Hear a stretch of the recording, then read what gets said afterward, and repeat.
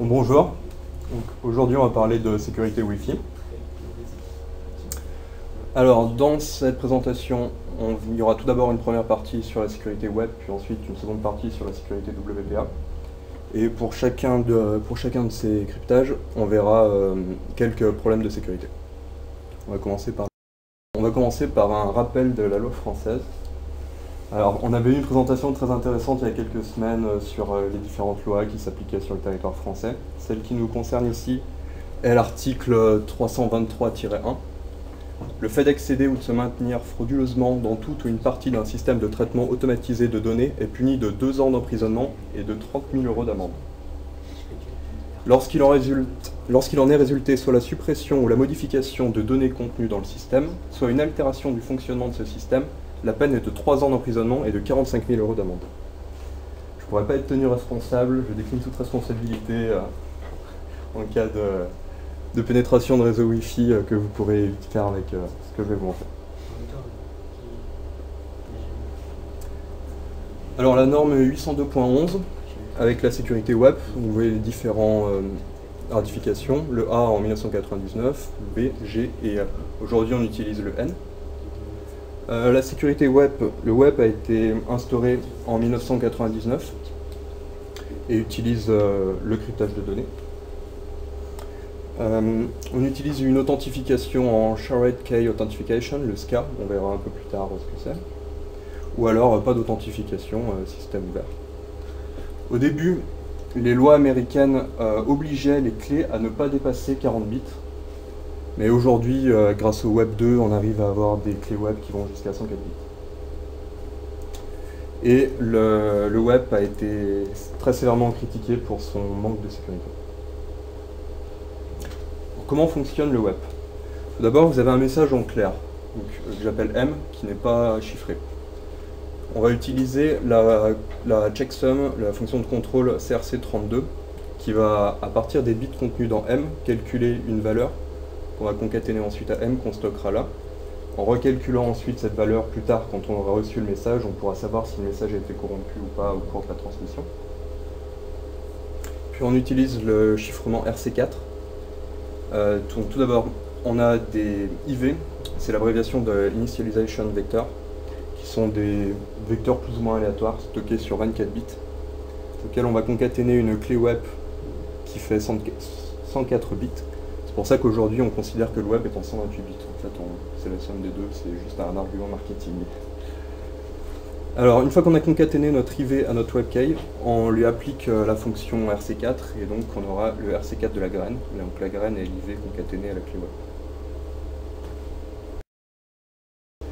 Ensuite, il suffit de XORer ce qu'on a obtenu auparavant, le RC4 de la graine, à notre message en clair et la fonction de contrôle. Et finalement, on obtiendra notre IV sur 24 bits suivi du message C qui va être chiffré. Et donc voici une trame web. Vous avez d'abord le header 802.11, c'est l'encapsulation générée par le Wi-Fi. Ensuite l'IV, le vecteur d'initialisation qui n'est pas chiffré. Les données encryptées ainsi que la somme de contrôle. Comment ça marche pour la réception? C'est exactement la même chose. Vous prenez l'IV, qui est en clair dans le message, vous le concaténez à la clé web, vous l'avez puisque vous êtes authentifié sur le réseau. Vous lui appliquez la fonction RC4, donc vous obtenez ceci. Ensuite, en XORant ceci avec le message chiffré, vous obtiendrez le message en clair. Oui. Il sert à quoi l'IV? Circuit en clair. On va le voir un peu plus tard. Okay. Alors, donc au niveau de l'authentification par rapport à un modem, c'est le SKA qui est utilisé. Alors, le principe, c'est un challenge proposé par la station Wi-Fi. Le client envoie une requête d'authentification au point d'accès. Le point d'accès propose un challenge, donc un texte en clair que le client devra chiffrer. Le client répond grâce à la clé web. Et donc ensuite, la station va vérifier si la réponse correspond bien à ce qu'elle avait calculé auparavant. Et donc renvoie une réponse positive ou négative. Alors le premier problème, j'ai appelé ça le reuse bit sequence, auparavant ne va pas fonctionner puisque le RC4 de la graine va être différent à chaque fois. Sauf si le même vecteur d'initialisation est réutilisé à un moment. Vu qu'il est en clair, et si on a un message qui était chiffré, qu'on connaît aussi en clair, on pourra savoir que les messages suivants réutilisent le vecteur d'initialisation qu'on connaît, et donc on va pouvoir déchiffrer ces paquets. Et c'est assez facile à détecter, oui, c'est ce que je disais, parce que les IV sont en clair. Vous ne devez pas réutiliser le même vecteur d'initialisation. Mais les vecteurs d'initialisation sont seulement sur 24 bits, donc ils sont forcément réutilisés. Et il y a 50% de chances qu'un vecteur d'initialisation soit réutilisé après 4823 paquets. Est-ce que quelqu'un voit pourquoi?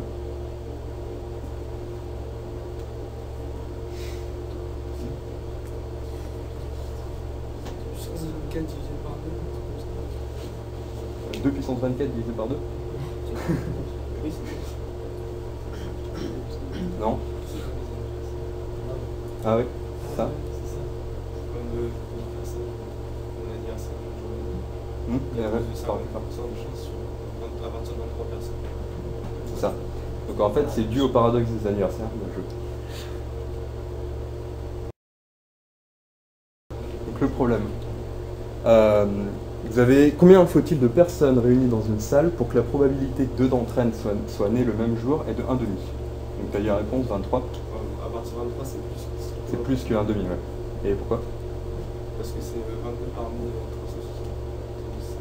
Enfin, c'est 1, 22. Non, enfin presque. Bon. Alors en fait, on va calculer le nombre de paires.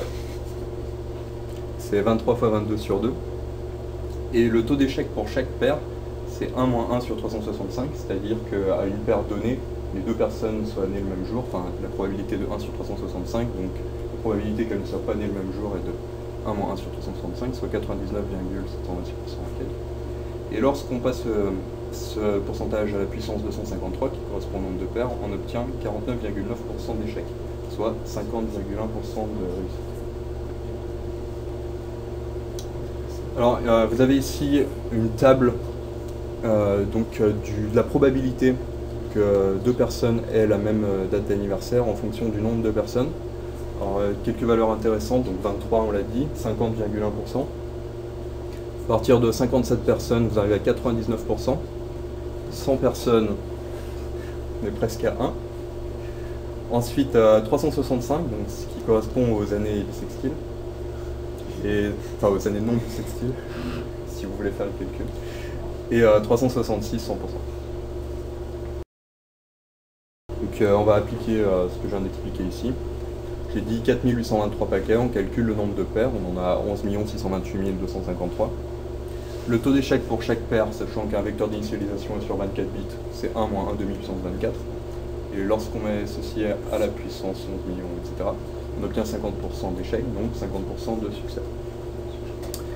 Et sur un réseau Wi-Fi, les 4823 paquets se produisent en à peu près 4,8 secondes, à la vitesse de 8 mégabits seconde, en considérant les tailles des paquets de 1 kilooctet. On va voir maintenant la deuxième type d'attaque, la FMS. C'est l'attaque web la plus connue.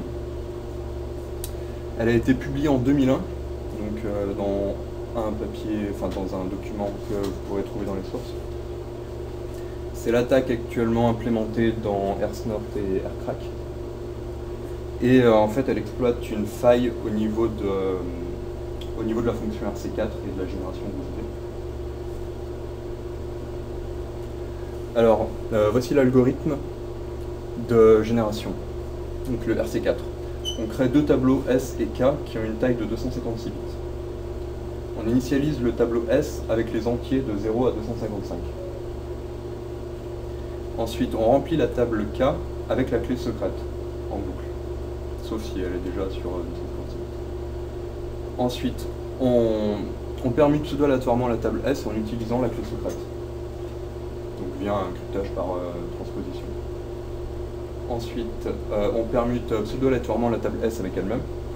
Et finalement, on va XORer la séquence générée par la table S avec le flux de données. Maintenant, l'attaque. Alors, certains vecteurs d'initialisation donnent une information à propos de la clé secrète grâce à leur premier bit. Ces vecteurs d'initialisation sont appelés les low IVs et leur forme est connue, elle est de la forme A plus 3 N-1 X, donc leurs trois premiers bits, où A est le bit de la clé à attaquer, N égale 256 parce que RC4 est défini modulo 256, et X est compris entre 0 et 255. Et donc, pour chaque bit de la clé, il y a 256 low IVs, donc ce qui correspond aux 256 valeurs de X.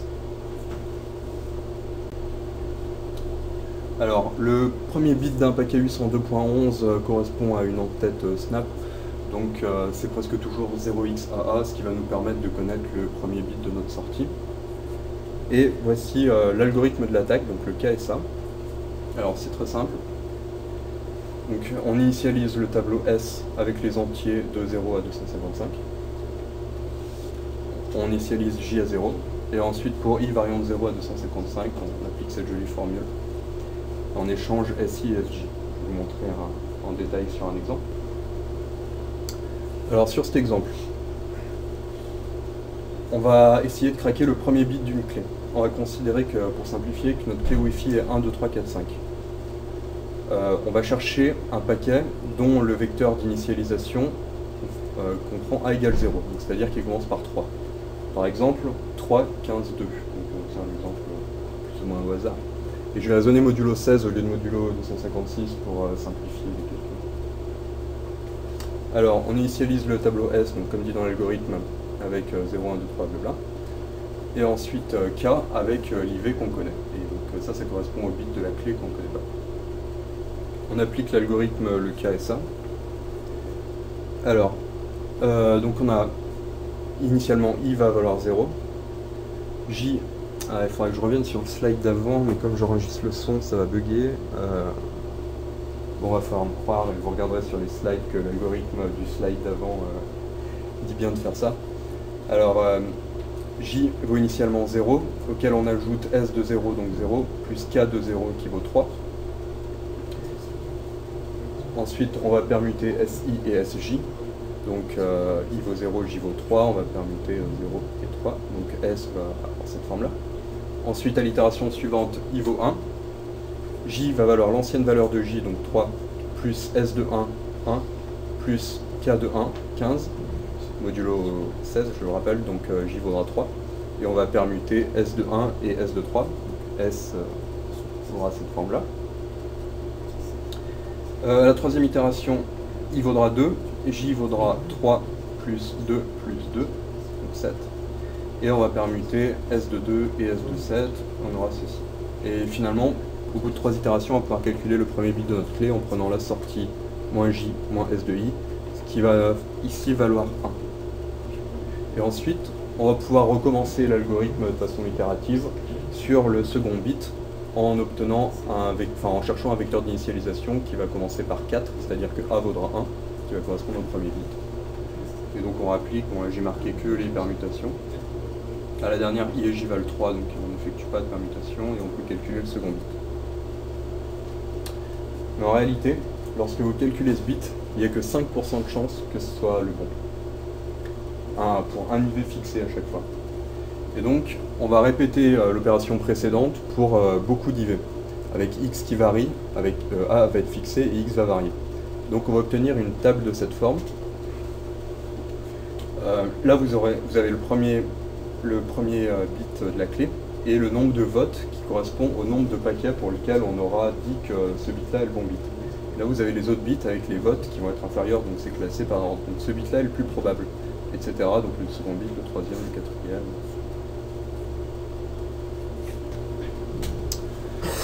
Les conséquences de cette attaque. On va pouvoir modifier les paquets, notamment avec une perte d'intégrité. Donc on pourra s'infiltrer sur le réseau, modifier les données qui passent, et s'authentifier bien sûr aussi sur le réseau. Pourquoi on peut les modifier les paquets?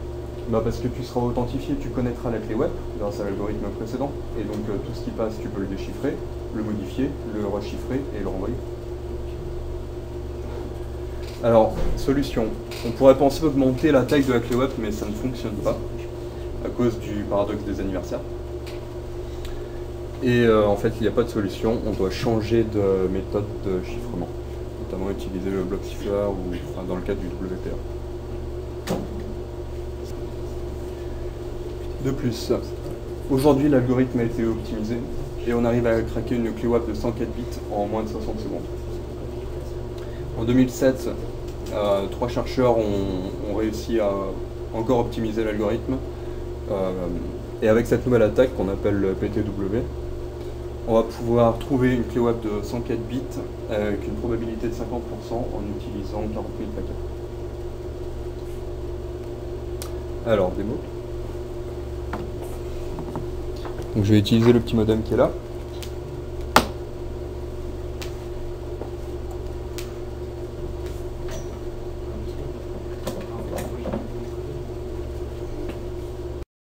Donc on a terminé la démonstration pour l'attaque web.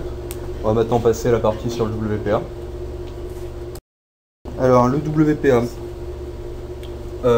ça a commencé aux alentours de 1999 et le WPA 2 à peu près en 2004. Donc ça a été créé pour combler les failles du protocole web, comme vous avez pu le remarquer. Les changements, donc on va utiliser une authentification T-Keep ou de l'AES. Donc le T-Keep, on va toujours utiliser la fonction RC4 mais avec des clés de 128 bits. On va utiliser un mécanisme de changement de clés donc, qui vont changer fréquemment, ce qui va permettre de diminuer les collisions. Et ensuite, la fonction de contrôle a été changée elle aussi. L'AES, c'est optionnel en WPA et obligatoire en WPA2. Où est le... Voilà. Je vais présenter l'attaque par dictionnaire. C'est l'attaque la plus connue. Alors le principe, vous avez un dictionnaire. Un dictionnaire, c'est un fichier texte qui contient un mot par ligne. Et donc le principe, ça va être de tester tous les mots qui sont contenus dans le dictionnaire. C'est la seule attaque WPA aujourd'hui qui va nous permettre de retrouver la clé et qui est implémentée dans AirCrack. Il y a une faille au niveau du protocole T-Keep qui a été découverte en 2008 par 2 ou 3 chercheurs qui va nous permettre de déchiffrer certains paquets qui transitent sur le réseau, mais aujourd'hui elle ne nous permet pas de retrouver la clé en question. C'est pour ça que j'en parle pas ici.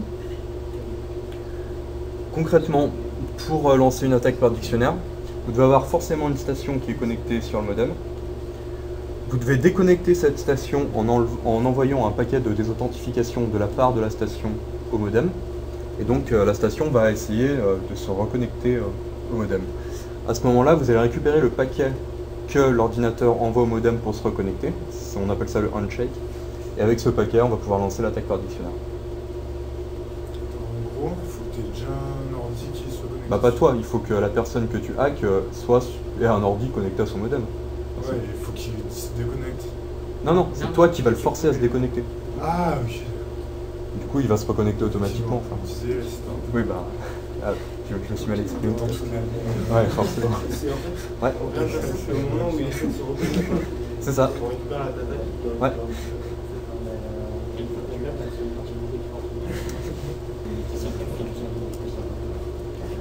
Alors, le problème des attaques par dictionnaire, ils sont très lourds à stocker dans la mémoire. Donc, par exemple, un dictionnaire des clés de 5 caractères. Bon, c'est pas vraiment un dictionnaire puisque j'ai considéré tous les mots de 5 caractères, minuscules, majuscules et nombres. Donc, bien sûr, ça en fait, ça correspondrait à une brute force. Mais un dictionnaire, on n'a pas tous les mots. On a les mots les plus utilisés, les plus courants dans le langage, avec quelques variantes. On remplace un L par un 1, etc. Il y a aussi ceux, par exemple, je crois que c'est pour les 9 blocs ou quelque chose, où en gros, on connaissait l'algorithme de génération. Ouais, c'était pour les Dartybox en fait.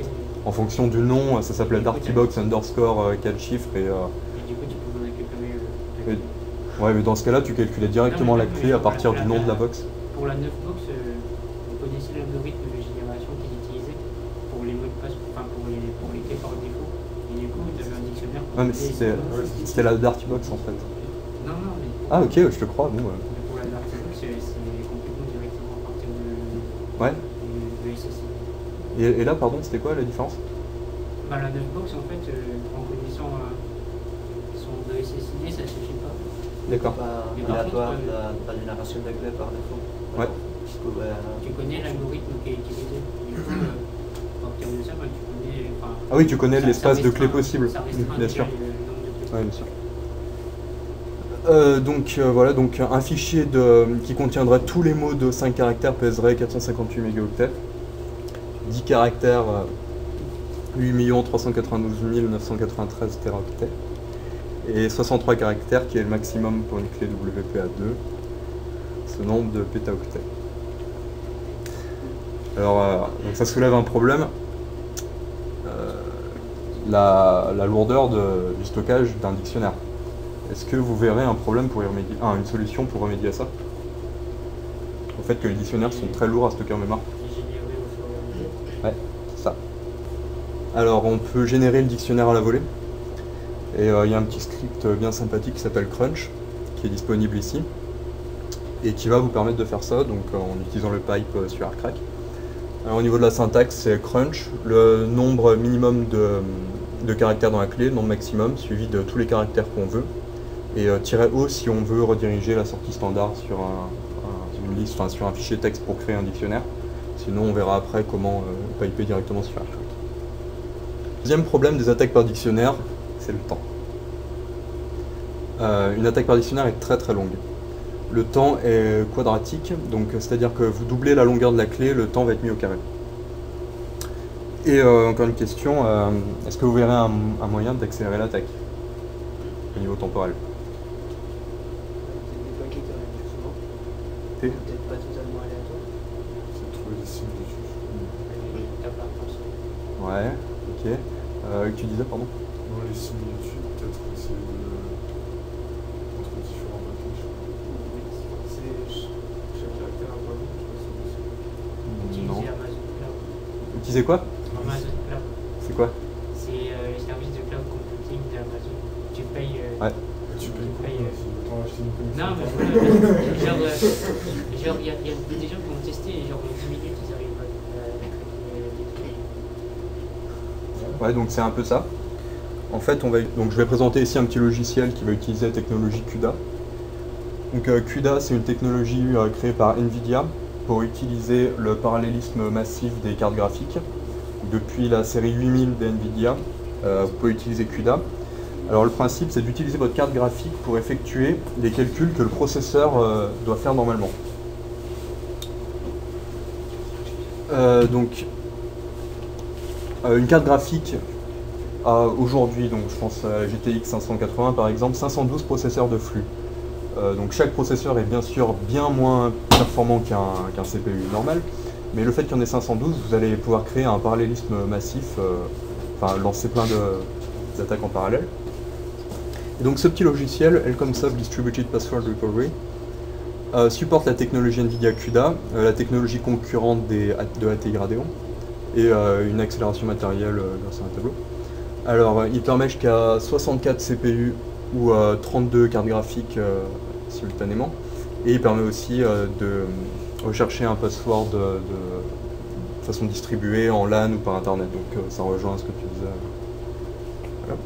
Alors en fait ce logiciel ne permet pas que de craquer WPA, donc c'est une petite liste non exhaustive. Donc tout ce qui est la suite Office de Microsoft depuis 1997 à aujourd'hui. Vous pouvez craquer absolument tous les documents qui sont protégés par mot de passe. Word, Excel, Access, PowerPoint, les DocX, enfin tous les formats. Ça vous donne le type ce que vous allez obtenir, donc le mot de passe, l'ouverture du fichier et l'accélération matérielle qui va être supportée. Mais il n'y a pas que la suite Office, qui est aussi la suite Open Document. Donc Open Office, pareil, tous les fichiers, tous les formats, avec une accélération NVIDIA CUDA. Et le temps moyen utilisable, les temps moyens. Après, je vais comparer dans le cas du WPA. Il y a Adobe, donc les PDF, enfin voilà. Les systèmes password de Microsoft Windows ENT 2000 XP Vista, password de Microsoft Windows. Unix aussi. Non, c'est pas vrai. Si. Ensuite, donc ce qui nous intéresse ici, c'est WPA et WPA2. Donc ça supporte les trois types d'accélération, NVIDIA, ATI et accélération matérielle par tableau. iTunes, BlackBerry, Firefox, Mozilla, bon, tout ce qui existe en fait. Alors, pour craquer une clé WPA en faisant une attaque par dictionnaire, une 8800 GT, donc c'est une carte graphique qui a aujourd'hui 5 ans, 4-5 ans, 5 générations de retard, est 10 fois plus rapide qu'un corps de duo à 3,3 GHz. Mais il faut relativiser. Pour brute forcer une clé de 5 caractères grâce à ce logiciel, on va avoir besoin de 1 jour et 18 heures, contre 16 jours et 4 heures en temps normal. Et pour brute forcer une clé WPA de 10 caractères, on aura besoin de ce nombre de jours grâce au logiciel, soit 4251 millénaires. Et une clé WPA2 peut avoir 63 caractères. Alors, vous pouvez aussi utiliser CUDA nativement sous Backtrack, et particulièrement Crunch et AirCrack.